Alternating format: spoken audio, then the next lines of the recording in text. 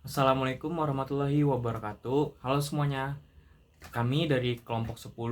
Jadi di video ini kami akan membahas tentang pentingnya pendidikan Pancasila, mulai dari urgensi, implementasi, hingga tantangan dan solusinya.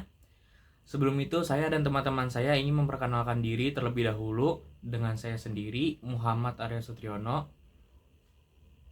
Saya Haryatama Bima Putra. Saya Grafura Binugraha. Nama saya Puput Marani. Saya Zalfa Zahira Susilo. Jadi di video kali ini akan membahas atau menggambarkan 4 hal, yaitu urgensi pendidikan Pancasila, implementasi di lingkungan sekolah, tantangan yang dihadapi, penyelesaian suatu masalah ataupun biasa disebut dengan solusi. Lalu video ini juga bertujuan untuk menunjukkan bahwa Pancasila adalah pondasi hidup berbangsa yang sangat bermanfaat, terutama dalam menghadapi derasnya arus globalisasi. Di tengah derasnya arus globalisasi, ada satu fondasi yang dapat kita gunakan agar tetap utuh sebagai sebuah bangsa, yaitu Pancasila. Pancasila bukan hanya sekedar pembelajaran di dunia pendidikan, tetapi Pancasila adalah jiwa bangsa kita. Pendidikan Pancasila sangat mendesak di tengah berbagai tantangan globalisasi seperti individualisme dan hilangnya nilai-nilai budaya bangsa.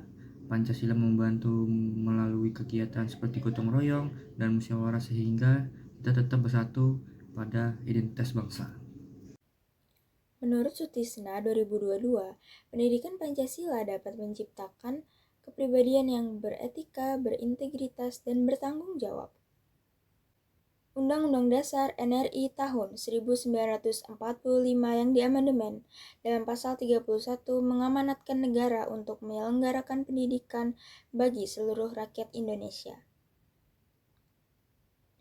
Penyelenggaraan pendidikan Pancasila sebagai mata kuliah umum di perguruan tinggi negeri ditegaskan dalam Surat Edaran Direktorat Jenderal Pendidikan Tinggi Nomor 914-E-T-2011 yang ditetapkan pada tanggal 30 Juni 2012.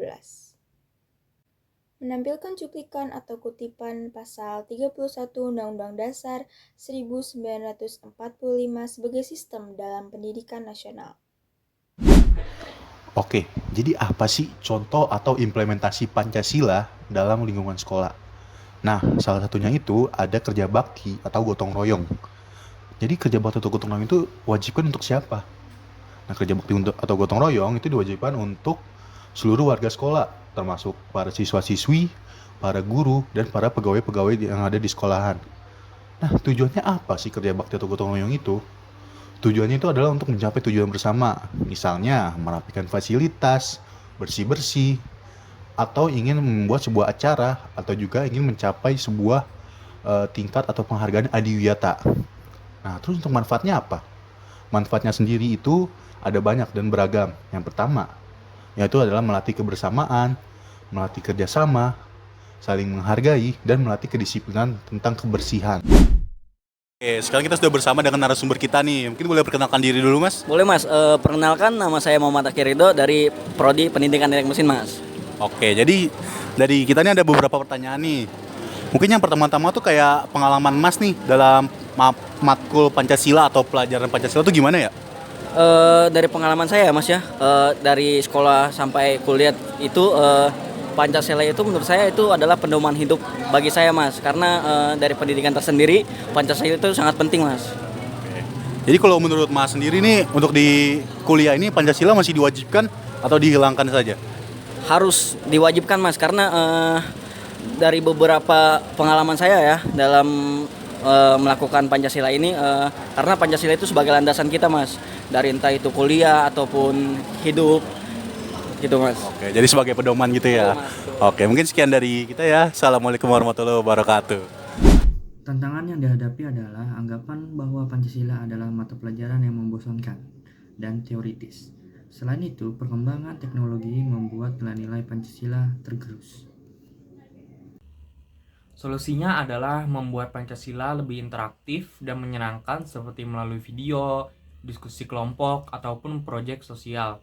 Dan dengan menggunakan sosial media untuk menyebarkan pesan-pesan Pancasila dengan cara yang kreatif dan juga relevan bagi generasi muda. Kesimpulannya adalah Pancasila sangat penting untuk membentuk karakter dan moral. Meskipun ada tantangan, dengan metode yang tepat, nilai-nilai Pancasila dapat terus relevan dan menjadi pedoman hidup. Mari kita jadikan Pancasila sebagai pedoman hidup yang dapat menuntun kita, bukan hanya di lingkungan sekolah, tetapi juga di dalam berbagai aspek kehidupan kita. Demikianlah video yang telah kami sampaikan. Semoga bermanfaat bagi kita semua. Mohon maaf apabila ada salah kata atau penyampaian yang kurang berkenan. Terima kasih. Wassalamualaikum warahmatullahi wabarakatuh.